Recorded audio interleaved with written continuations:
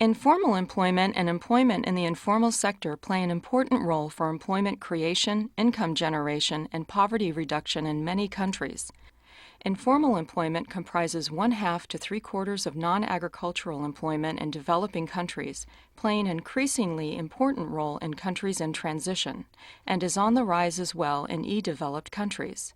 Statistics on informal employment and employment in the informal sector enhance the visibility of many workers, a large proportion of which are women, often in insecure, low-paid, and unprotected employment. Developing statistics on informal employment and employment in the informal sector will improve labor and economic statistics and provide new tools for research and policy making on the links between employment, poverty, and gender inequality. In my country, 1 in 2 of all workers are in the informal economy. Is that so? I heard informal jobs account for 30% of all jobs. Wasn't it 2 out of 5 people employed in the informal sector? What are these people referring to? Are they all talking about the same thing? The term informal is often used in 3 different contexts within employment statistics: employment in the informal sector, informal employment, and employment in the informal economy. Statistics users tend to confuse these concepts, but employment in the informal sector and informal employment refer to different aspects of the informalization of employment and to different targets for policy making. They are both used for analytical purposes and hence complement each other, but the 2 concepts need to be defined in a coherent manner to be clearly distinguished. Employment in the informal economy includes them both, although the term is not used in official statistics, but rather in labor policy contexts. In 1993, the 15th International Conference of Labor Statisticians adopted an international statistical definition of employment in the informal sector, which was based on the characteristics of the production units, or enterprises, in which the activity takes place, to be acceptable to national accountants as well as to labor statisticians. The standard definition of employment in the informal sector includes all persons who are employed in at least one informal sector enterprise. Informal sector enterprises are defined as enterprises owned by individuals or households, not constituted as separate legal entities independently of their owners, and for which no complete accounts are available that would permit a financial separation of the production activities of the enterprise from the other activities of its owners. Their size in terms of employment is small. Less than 5 employees was later on recommended for international reporting and not registered under national legislation. Such enterprises are engaged in non-agricultural activities, and examples of persons employed in informal sector enterprises include self-employed street vendors and home-based workers. The definition of informal sector did not capture all aspects of the increasing informalization of employment, which had led to a rise in various forms of informal, or non-standard, atypical, alternative, irregular, precarious, unprotected employment. The new concept of informal employment was introduced precisely to capture such aspects of the informalization of employment, in many countries more relevant than that of informal sector. The concept was approved by the 17th International Conference of Labor Statisticians in 2003. It is a broader concept based on the type of job rather than the enterprise in which a person is employed. It includes unregistered employees who do not have explicit, written contracts and are not subject to labor legislation, workers who do not benefit from paid annual or sick leave or pension schemes, as well as most casual, short-term, and seasonal workers. This diagram shows how informal employment and employment in the informal sector can relate to each other. The red oval corresponds to informal employment. The green oval corresponds to employment in the informal sector. There is an overlap between the two, but there can be informal jobs outside the informal sector, as well as formal jobs within the informal sector. Some users of statistics may also use the notion of employment in the informal economy, which corresponds to the total dotted area. This example displays how large informal employment can be as a share of total non-agricultural employment in the selected countries of Mali, Ecuador, South Africa, and Brazil. In these countries, at least half of all non-agricultural employment is informal employment, reaching 82% in Mali. Different proportions of informal employment are outside of the informal sector in different countries. In Mali, only 11% of total non-agricultural employment is informal employment outside the informal sector, while it is 42% in South Africa. It should be noted that employment in the informal sector may include formal jobs, the two bars referring to employment in the informal sector and informal employment outside the informal sector do not necessarily add up to the third bar, informal employment.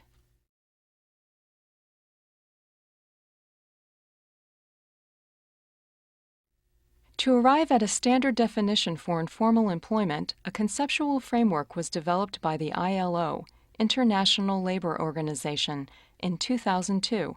The framework shows the relationships between status and employment, informal employment, and employment in the informal sector. It disaggregates total employment according to three dimensions: type of production unit, status and employment, and formal or informal nature of employment. Jobs are classified according to status and employment, an important analytical variable which helps identify the type of job and nature of employment, thus facilitating the measurement of persons in informal employment. So let's see who has an informal job within such categories. Contributing family workers are, by definition, in informal employment regardless of whether they work in informal or formal sector enterprises, since they usually do not have explicit written contracts and are not subject to labor legislation. For employers, own-account workers, and members of producers' cooperatives, the informal nature of their jobs follows from the characteristics of the enterprise they own or are associated with, since they lead and decide their own work. Because of the independent nature of the employment, the characteristics of the job cannot be separated from those of the enterprise. They have informal jobs if they are engaged in informal sector enterprises. Own-account workers who produce goods exclusively for use by their own household have an informal job, if considered employed at all. Employees is the only status and employment category for which the formal or informal nature of employment does not derive from the type of production unit in which they work or from the status and employment itself.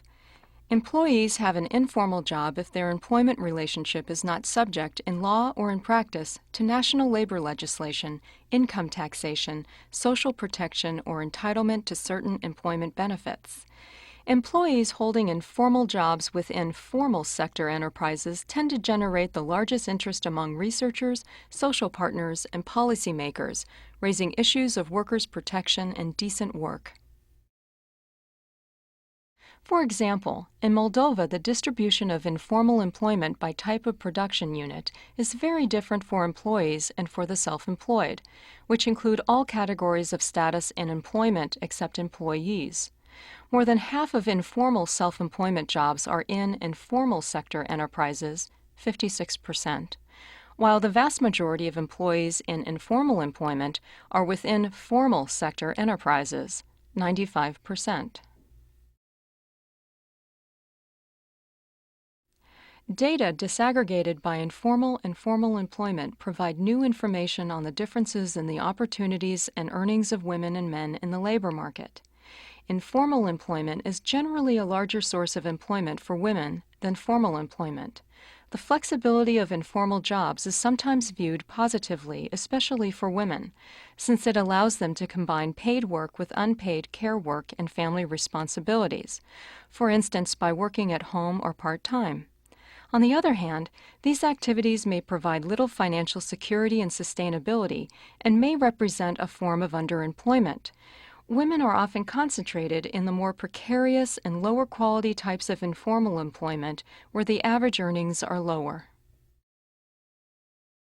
Employment in the informal sector as a share of non-agricultural employment in Asia, the Pacific, and Russia ranges widely from 13% in the Russian Federation to 73% in Nepal.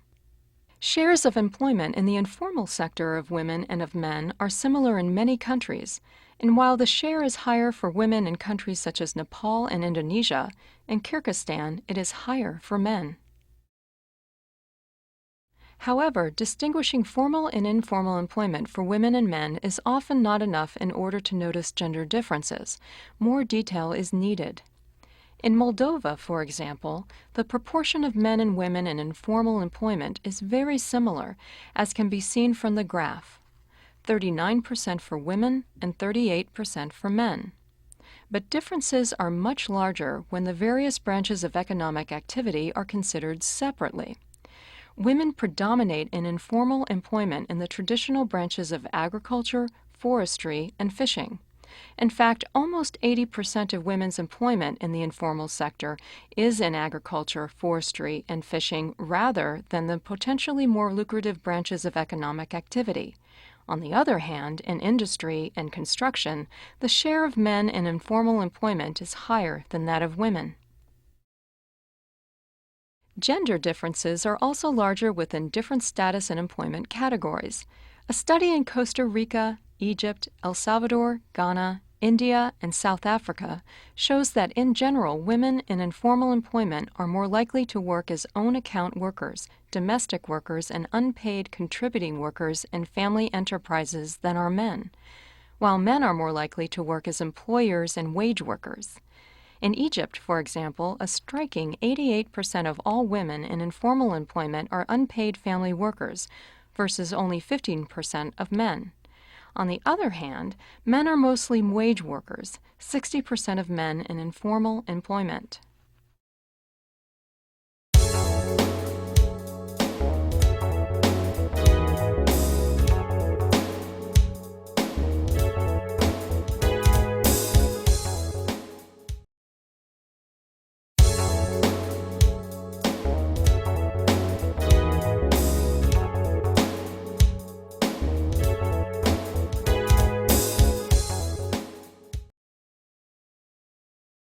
Many countries have already made positive experiences in the use of labor force surveys as a source of data on employment in the informal sector.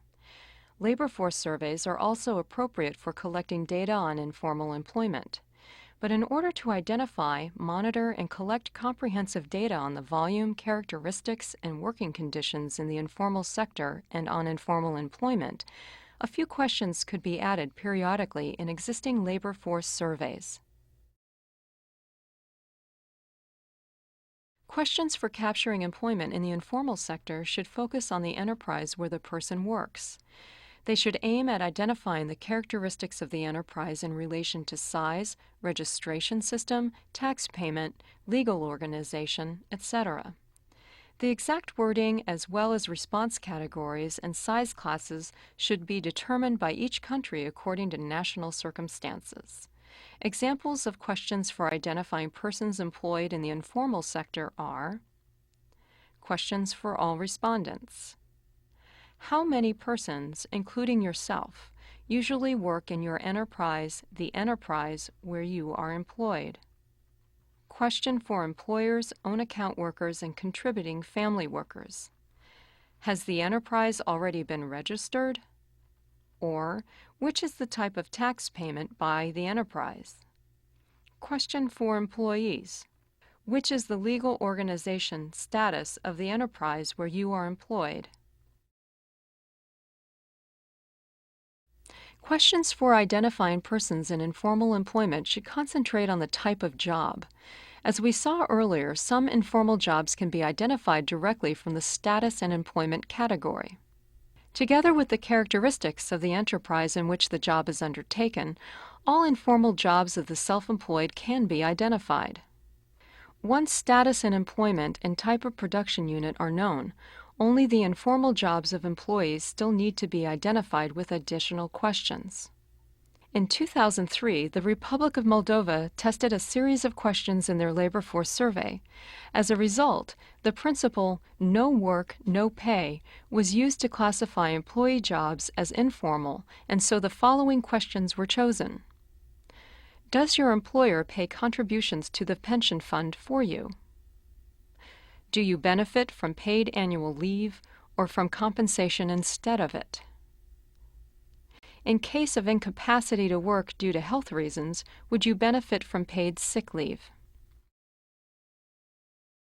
Countries such as Brazil, Georgia, India, Mexico, Turkey, and the Ukraine have used the following operational criteria to define informal employment: lack of coverage by the Social Security system, lack of entitlement to paid annual or sick leave, lack of a written employment contract, or the casual, temporary nature of the work. There may also be some shortcomings when labor force surveys are used to identify employment in the informal sector and informal employment. Often, labor force surveys only collect information on the characteristics of the respondent's main job, and this may underestimate the size of the informal sector or informal employment, as in many countries a large number of informal sector activities or informal jobs are undertaken as secondary jobs. For example, in Moldova, while 15% of jobs undertaken by employed persons as their main activity were in the informal sector, 87% of jobs undertaken as secondary activity were in the informal sector. Employment is usually measured in relation to a short reference period such as 1 week. Since many informal sector activities or informal jobs are characterized by seasonal and other variations over time, the data on informal sector employment or informal employment obtained for a short reference period may not be representative for the whole year. This is a problem when the labor force survey is not conducted on a quarterly, monthly, or continuous basis, or when data collection for an annual labor force survey is not spread over the whole year.